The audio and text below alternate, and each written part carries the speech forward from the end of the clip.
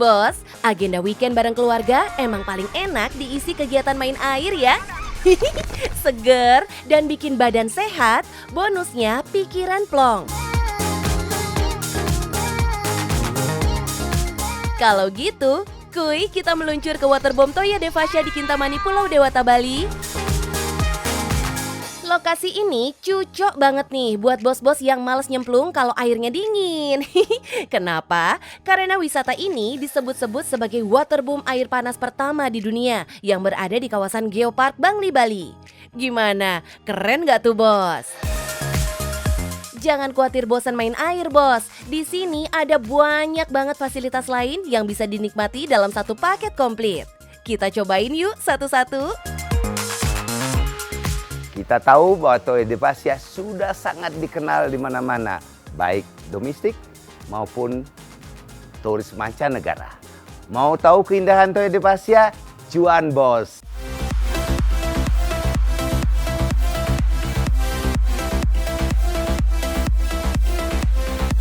Siapa yang nggak mau ya? Main air terus bonusnya kulit jadi bersih dan glowing. Sesuai namanya, Toya Devasya yang berarti air dari Tuhan, airnya spesial banget bos. Air panas di sini datang langsung dari lereng Gunung Batur dan aroma airnya segar sekali. Nggak ada bau-bau belerangnya bos. Ada 9 kolam dengan berbagai view yang bisa pengunjung nikmati nih. Kolam dengan 2 perosotan panjang dan pendek ini salah satunya. Perosotan panjangnya punya alur memutar yang bisa bikin perut rasanya muter bos. Nah, kalau cuma pengen berendam cantik, di sini aja bos. Lihat tuh, keindahan Bukit Abang sisi selatan terlihat jelas dari sini. Pengen sekalian ngemil? Tinggal pesen deh di Pool Cafe. Kebersihan airnya juga dijaga dengan cara yang unik bos. Kolam di sini sengaja dibangun lebih tinggi daripada danau. Jadi limpahan air akan mengalir ke danau dan digantikan air baru yang mengalir tanpa henti. Asik!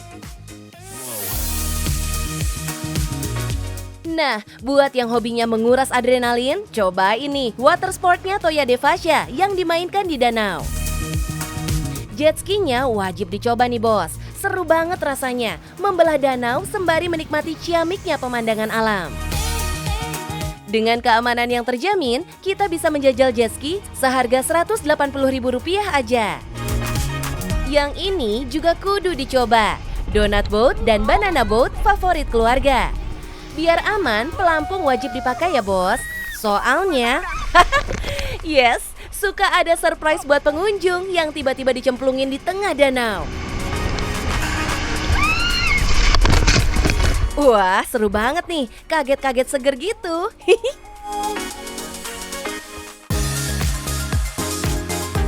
Saking banyaknya wahana yang bisa dicobain, sehari rasanya nggak cukup main di sini bos. Nginep aja deh kalau gitu. Lihat nih, setiap kamar di sini punya private pool sendiri. Cocok banget buat yang pengen healing atau gathering bareng keluarga. Kamar deluxe-nya seharga 2 jutaan, bos. Nah, spesial buat para pasangan pengantin baru. Bisa nih honeymoon istimewa dengan kamar cantik berdekorasi khusus. Duh, makin romantis kan rasanya? Para jomblo jangan mupeng ya. Peace, bos. By the way, camping juga asik nih dicobain. Pengunjung akan mendapat tempat tidur dan meja kecil dalam ruangan. Jadi walaupun hujan tetap aman terkendali bos.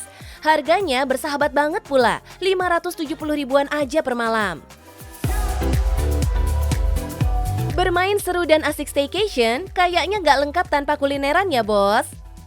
Aman, di sini one stop shopping deh konsepnya bos. Para chef di sini siap menghidangkan mulai dari menu Italiano, Chinese food, sampai masakan khas Bali asli. Dengan harga mulai dari 50 ribuan aja. Uniknya, menu di sini semuanya berbahan dasar ikan bos. No micin, no beef, dan no pork. Udah sehat, halal, enak banget pula kan? Ikan dan sayurnya dibeli dari para petani dan peternak ikan di desa sekitar bos. Wah, perekonomian warga jadi ikut berputar ya. Ini baru bisnis keren, makmurnya bareng-bareng bos. Main di sini seharian bikin saya penasaran juga nih bos. Kenapa ya banyak sekali warna ungu bertebaran di Toya Devasya? Apa jangan-jangan Pak Ketut salah satu arminya BTS nih ya bos?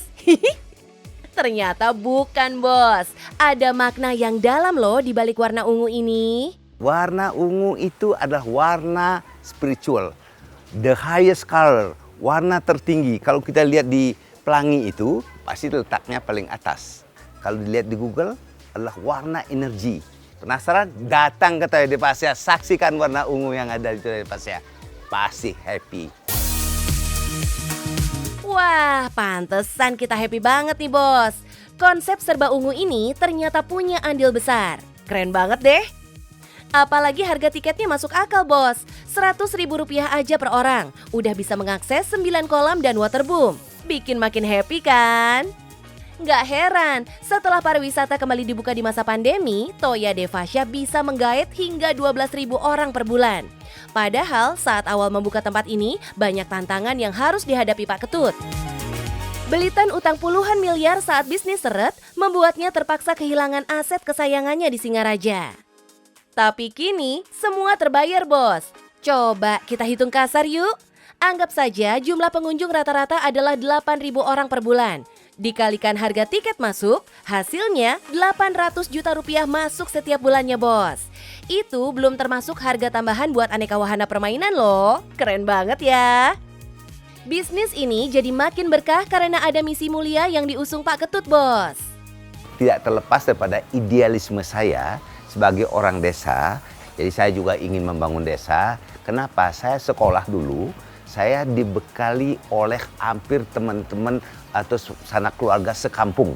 Ya, jadi dari situ saya melihat bahwa bagaimana kehidupan di kampung saya ini yang boleh dikatakan mempunyai alam yang luar biasa indahnya, tetapi masih terus terkebelakang.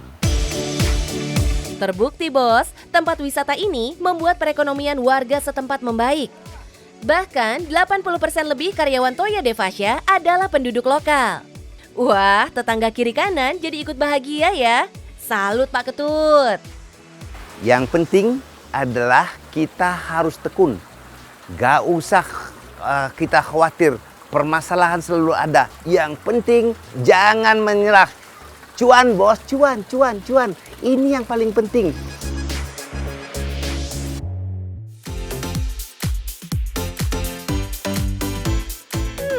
Bos, yang namanya bakso kayak nggak ada matinya ya. Dimanapun, kapanpun, rasanya enak aja jajan bakso. Gak cuma bakso Malang atau Wonogiri yang belakangan ngetop bos. Bakso aci khas Jawa Barat juga jadi primadona belakangan ini. Makin jos rasanya kalau disantap pas abis hujan ya bos. Adem-adem makan yang anget-anget. Nah, ngomong-ngomong nih bos, sekali jajan bos-bos sekalian bisa ngabisin duit berapa nih? 5.000, 10.000, 20.000 atau bahkan lebih kan? Buat kita kayaknya nggak berasa ya mengeluarkan duit segitu buat jajan. Tapi ternyata buat para penjual, recehan yang kita keluarkan bisa mendatangkan cuan bos. Contohnya kayak bisnis bakso aci kemasan ini bos. Makin moncerlah bisnis ini berkat kekuatan media sosial. Walaupun kelihatannya cuma bakso aci biasa, cuan yang datang bisa mencapai ratusan juta rupiah loh. Wih, pengen. Yuk deh kita belajar nih gimana caranya berbisnis sampai melejit gitu omsetnya. Pengen tahu tips and trik bisnis dari kami? Saksikan kami di Cuan Bos.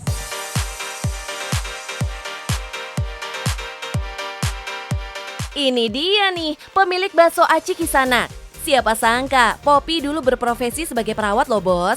Tapi, cuan yang terus mengalir lewat dagangan bakso acinya membuat Poppy akhirnya fokus berbisnis bersama sang suami setahun sebelum pandemi melanda. Nah, sebelum fokus di bakso aci, Poppy juga sempat berjualan ayam geprek. Tapi karena kurang nendang, Poppy dan Felix pun banting setir ke bakso aci kemasan.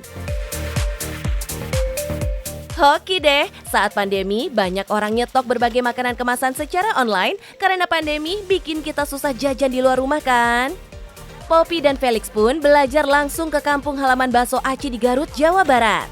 Awalnya pecinta bakso dan saya tuh punya basic bisa bikin bakso. Nah, tapi gimana caranya nih bikin si bakso aci tulang rangunya itu. Otomatis kita cari-cari ya, kita belajar. Jadi kita survei langsung ke Garut. Nah, kita langsung buat sendiri di rumah. Usaha memang gak pernah mengkhianati hasil, bos. Sekarang bisnis Poppy sudah punya banyak reseller dari Sabang sampai Merauke, bos. Wih, mantap. Bos, ternyata merek bakso aci Kisanak punya kepanjangan loh. Kisanak adalah gabung kata kalau ini sangat enak. Wah, kreatif banget nih Kak Poppy. Nah, meskipun dijual dengan harga tak sampai Rp15.000 per kemasan, bakso aci Kisanak ini isinya lengkap banget. Mulai dari cuanki kering, siomay kering, kerupuk lidah, mie, pilus, dan bintangnya nih, bakso aci tulang rangunya, bos. Perbumbuan juga udah ada semua. Mulai dari bubuk asin, bubuk cabe, sampai kecapnya juga sudah disediakan. Kebayangkan, pembeli dijamin puas karena rasanya endes dan kenyang karena isinya melimpah. Bos, bisnis ini Poppy awali dengan modal minimalis loh, cuma Rp300.000 aja. Tapi sekarang udah berkembang sampai omsetnya ratusan juta sebulan. Wedan!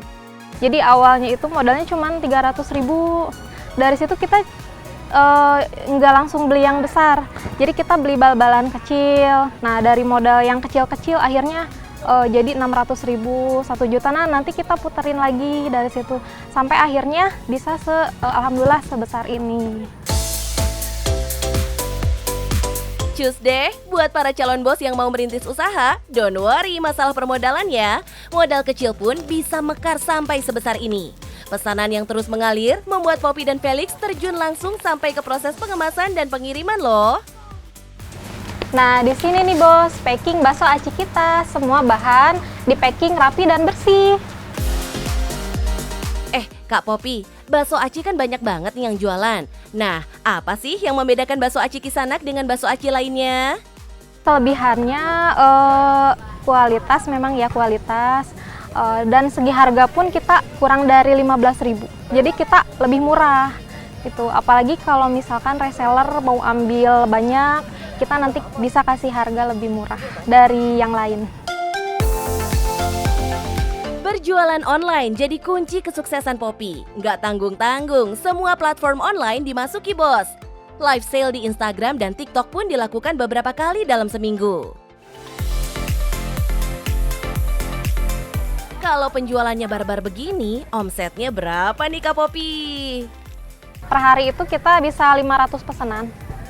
Dan satu harinya sampai 19 sampai 20 jutaan. Alamak, kalau sehari bisa dapat 20 juta, artinya dalam sebulan 620 juta rupiah masuk kantong bos. Merinding nggak tuh? Wih, beneran. Jangan pernah meremehkan jualan recehan bos. Asalkan dikelola serius dan marketingnya jempolan, hasil cuannya terbukti mencengangkan bos.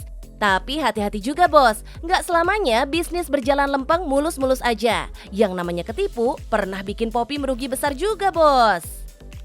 Kita juga emang pernah ditipu sama orang, masalah modal juga. Jadi pesanan meningkat, misalkan modal nggak ada, lalu kemudian supplier yang nggak bisa memenuhi kebutuhan kita, itu juga memang kendala sih. Jadi gimana nih bos? Tertarik dengan bisnis bakso aci? Mau daftar jadi reseller? Atau sekedar pingin icip semangkok bakso aci Kisanak panas-panas di rumah? Gas, bebaskan aja bos. Nah bos, udah lihat kan bisnis bakso aci kita? Pengen jadi reseller? Boleh banget, yuk.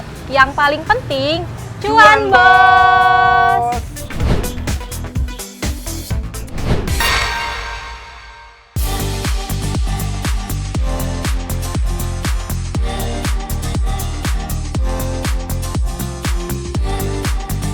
Bos, siapa tuh lagi asik main bola? Asik banget pula mainnya. Jagoan nih kayaknya. Lagi siap-siap menyambut Piala Dunia ya mas? Oh, ternyata dia adalah Habib Arif Fadila, bos. Fans berat sepak bola nasional pasti kenal nih. Yes, Habib dulu menempati posisi winger alias gelandang sayap di timnas Indonesia. Bersama timnya, ia juga pernah menyabat posisi runner-up dalam AFF 16 Championship dan juara 3 Gothenburg di Swedia. Mantap! Tapi itu dulu, bos. Sekarang Habib menekuni profesi yang sama sekali berbeda, yaitu berbisnis budidaya ikan nila dan ikan air tawar lainnya di sungai.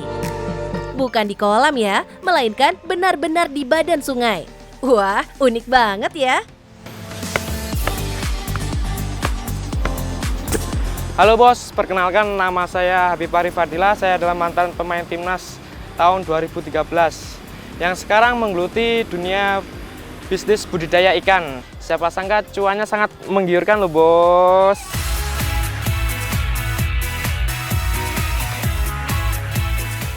Habib kayaknya paham bener nih bos, bisnis ikan air tawar sangat menjanjikan, termasuk ikan nila. Ikan ini jadi favorit karena rasanya enak, gizinya cakep, dan harganya murah. Mau dimasak apa aja pasti enak deh karena nggak amis. Jadi rice bowl? Boleh. Digoreng? Hayu. Dibakar? Enak. Dimanggut pun nggak kalah lezat. Ini dia yang membuat Habib mantap membudidayakan nila dengan modal yang terbilang murah meriah bos. Habib makin yakin banting setir karena saat pandemi melanda, Liga Timnas dihentikan bos. Habib pun dipaksa keadaan memutar otak agar bisa bertahan di tengah pandemi. Ikan nila pun dipilihnya. Kalau segi keuntungan lebih ke budidaya ikan daripada main bola, bola. Oh iya, penasaran nih mas, kenapa sih nggak membudidayakan ikan di kolam aja mas Habib? Kenapa harus di sungai gitu? Karena saya melihat ikan di sungai daripada di kolam itu lebih gurih di sungai daripada di kolam. Dan untuk secara daging kualitasnya lebih baik. Jadi untuk bentuk tekstur dagingnya itu lebih keset, lebih tebal kayak gitu. Mungkin karena ikannya happy tinggal di sungai ya, jadi makin enak dagingnya. Bos, ternyata ide memelihara ikan di sungai ini muncul tidak sengaja. Ide ini muncul saat Habib melihat sungai di kampung halamannya di Yogyakarta yang mengalir langsung ke persawahan. Terus kepikiran deh buat memelihara ikan di sini. Sekalian bisa jadi pupuk organik nih buat sawahnya. Mantap! Menemukan tempat yang sempurna, Habib pun mulai merakit rangka bambu dan jaring di badan sungai sepanjang 35 km dan lebar 3 meter ini. Terus jadi deh kolam alami buat ikan-ikan nilainya. Mirip keramba ya bos? Kalau untuk segi operasional lebih enak di sungai gitu. Karena satu kita tidak membutuhkan terlalu banyak air, banyak modal untuk membangun kolam. Jadi kita cuman setidaknya bikin karamba aja sih. Eits, tapi jangan dikira semuanya serba mulus dan mudah bos. Di 6 bulan pertama saat menjalankan bisnis ini, Habib nyaris bangkrut. Penyebabnya karena kurangnya ilmu pembudidayaan ikan. Alhasil banyak ikan hasil panennya yang mati saat pengiriman karena kekurangan oksigen. Yah, rugi besar deh saat penimbangan. Ya wajar sih, namanya juga waktu itu masih pemula. Belajar dari kegagalannya, Habib pun menggali ilmu budidaya ikan dari mana-mana bos. Termasuk berguru pada kawannya yang sudah lebih dulu sukses berbisnis ikan. Hasilnya bisa dilihat nih bos. Berjalan 1,5 tahun, bisnis ini mulai berbuah manis. Kini, Habib sudah memiliki sekitar 6 hingga 7 kuintal ikan budidaya. Wah, jempol Mas Habib. Jadi ini bos, untuk ikan nila yang kita supply dengan bobot 250 ons, per hari kita panen minim 2 kuintal untuk satu karamba. Jadi siapa yang mau order bisa langsung datang ke sini. Wih, keren. Sehari 2 kuintal cuy. Emang sih, ikan nila merah berbobot 250 ons banyak banget permintaannya. Karena inilah berat paling ideal ikan biar rasanya mantap saat dimasak. Nah, setiap hari ikan peliharaan Habib diberi makan pelet sehari 2 kali. Campurannya mantap nih bos, pakai daun pepaya. Wih, sehat dan kaya serat ya. Hihi. Kini, Habib sudah mampu melayani permintaan sejumlah restoran, kedai makan, juga pasar. Pengiriman ikannya juga sudah meluas sampai kota Kudus, bos. Kalau di total, ada sekitar 20 tempat yang sudah ia suplai. Jaringan bisnis ini, Habib bangun melalui komunikasi intens dengan para customer, juga rutin berjualan dan mengunggah promosi di media sosial, bos. Tuh, bener ternyata, ikan peliharaan Habib lebih jos rasanya. Pengen ngicip juga? Sekalian mau jumpa idola sepak bola? Bisa kok belanja langsung ke sini.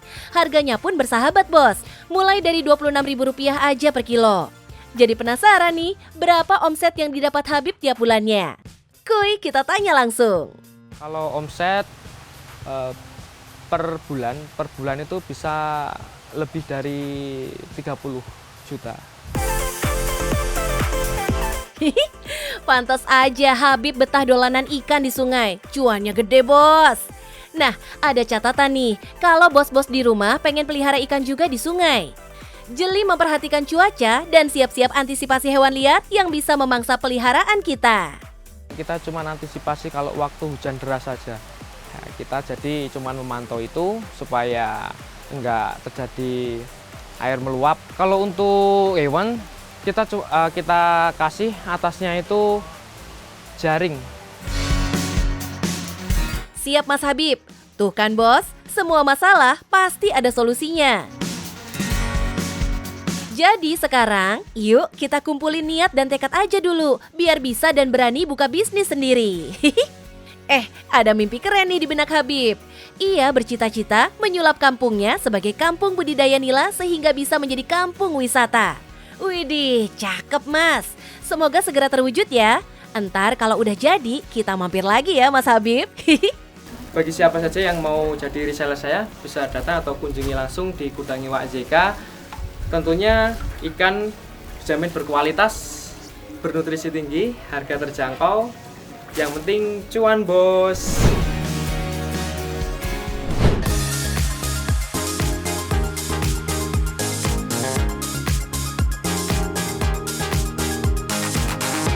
Hai bos, yang hobinya ngemil atau yang sudah mulai siap-siap menyambut liburan Natal dan Tahun Baru, pasti sudah mulai lirik-lirik mau nyetok perkukisan dong ya. Sini, kita bagi rekomendasi kue kering hits, lain daripada yang lain, dan rasanya, wah jangan ditanya. Yums, bisnisnya udah pasti cuan dong ya. Mau tahu proses pembuatan kue keringnya Nyonya Moy? Yuk saksikan terus di Cuan Bos! Bisnis cookies Nyonya Moy ini mulai dirintis Natali sejak awal pandemi. Inovasi nggak berhenti dilakukannya, biar nggak kebalap sama toko sebelah. Natali juga ajakin kita mengintip dapur kue keringnya. Yuk ikutan, bos! Di sini nih, bos, semua proses pembuatan aneka jajanan andalan Nyonya Moy dibuat.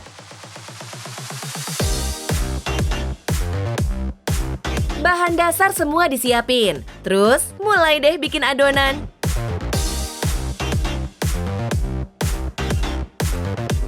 Abis itu, cetak deh di atas loyang. Baru kemudian, adonan dipanggang hingga matang di oven. Kalau untuk kue kering kita ada 3 macam, tapi variannya tuh masing-masing banyak gitu. Jadi misalkan ada kastengel, ada nastar, ada lidah kucing. Nah, lidah kucing sendiri tuh sebenarnya ada 10 varian. Wah, pantas aja ya, konsumen jatuh cinta. Abis pilihannya banyak banget sih, bos. Bahkan para selebriti seperti Chelsea Olivia, Donna Agnesia, dan Syahnas udah jadi langganan di Nyonya Moy. Aroma-aroma cuan sudah mulai tercium dong ya. Natali memang secinta itu dengan dunia kuliner. Bahkan ia sempat membuka cooking class untuk umum. Sayangnya saat pandemi bikin kelas jadi sepi, sementara sewa bangunan harus tetap dibayar. Akhirnya Natali pun menyulap fungsi dapur kelasnya menjadi dapur beneran. Hasilnya apa? Cuan, bos! Kebetulan aku dari bidang culinary, jadi dulu pernah sekolah di pastry di Australia. Udah gitu balik, sebenarnya buka bisnis tempat les tempat lesnya juga sebenarnya berhubungan dengan baking gitu. Jadi bikin kue kayak gitu-gitu. Nah, anak emas di Nyonya Moy adalah lidah kucingnya, Bos. Kalau biasanya lidah kucing dinikmati polosan aja, Nyonya Moy menambah feeling di antara dua keping lidah kucingnya. Kerenyahan manis gurihnya pun langsung naik kelas dengan aneka isian yang lumer di mulut. Makin seru karena ada banyak jenis varian lidah kucingnya, Bos. Yes, di Nyonya Moy ini ada 10 varian lidah kucing, Bos. Ada lidah kucing original Nutella, lidah kucing pakai edam, dan edam Nutella. Yang suka taro, ada lidah kucing taro milky dan taro milky and cheese. Varian coklatnya juga menggoda. Ada lidah kucing double choco cheesy, dan choco misu. Makin susah berhenti nih ngunyah cookiesnya. Waduh. Wah, pantas aja ya konsumen jatuh cinta. Abis pilihannya banyak banget sih, Bos.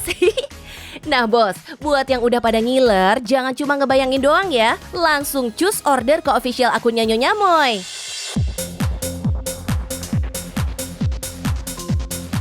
Untuk menghasilkan kue kering yang enak dan berkualitas, banyak syaratnya, Bos. Yang paling utama adalah pilihan bahan harus yang terbaik dan premium, Bos. Anti bahan kaleng-kaleng deh pokoknya. Misalnya, buat varian coklat nih, Bos, yang paling banyak dicari para pelanggan. Kudu dipilih coklat yang terbaik dan gak terlalu pahit. Untuk menjaga kualitas kue kering Nyonya Moy selalu menggunakan bahan-bahan yang premium dan juga menjaga kebersihan baik di dapur maupun alat-alat yang digunakan. Bahan boleh premium, tapi harga tetap bersahabat kok, Bos. Apalagi sering ada promo buy to get one, Bos. Asik kan? Kalau untuk kue kering dari 100.000 sampai 230.000, tergantung jenis kue keringnya. Gak cuma kue kering ternya, Natali juga sering mendapat pesanan roti sobek dan kue lapis, Bos. Terutama saat perayaan Imlek sudah dekat. Kue-kue manis ini dipercaya bawa hoki kalau dihidangkan saat tahun baru. Wih, mau dong ketularan hokinya Nyonya Moy? Gimana nggak hoki? Ratusan pesanan membanjir setiap hari, Bos. Sebenarnya nggak tentu, tapi untuk rata-rata di per bulannya itu kita bisa menjual 800 sampai ribuan toples. Wih, kalau sebulan misalnya nih, laku 800 toples seharga 100 ribuan aja, artinya udah 80 jutaan masuk kantong nih, Bos. Manis bener cuannya. Nah, biar bisnis tetap berjalan lancar, Natali juga nggak pernah lalai mengatasi masalah-masalah yang kerap terjadi. Mulai dari yang receh sampai yang fatal, Bos. Apaan aja ya? Yang disayangkan cuma satu sebenarnya, kue kering ini susah banget di pengirimannya. Memang sampai saat ini kita terus mencoba supaya di packagingnya ini kita maksimalkan supaya nyampe sana masih aman. Oke, catat ya, Bos. Pengiriman jadi poin utama buat semua pebisnis online. Nah, untuk marketingnya, Natali dan para karyawannya rajin banget memposting berbagai video produk proses produksi. Juga bikin giveaway buat customer setianya. Kita ada beberapa strategi, tapi yang paling umum kita pakai fitur-fitur yang ada di Instagram. Reels, posting, story, dan lain-lain. Sebenarnya yang paling berpengaruh di bisnis kita ini word of mouth-nya sih. Catat lagi, Bos, promosi dari mulut ke mulut masih jadi yang paling efektif ternyata. Jadi makin kagum nih sama pengusaha muda yang satu ini. Bagi tips berbisnis buat bos-bos di rumah dong, Kak Natali. Jadi kunci yang paling penting dalam berbisnis adalah kita harus terus berinovasi dan jangan pantang menyerah. Dan yang paling penting, cuan, Bos!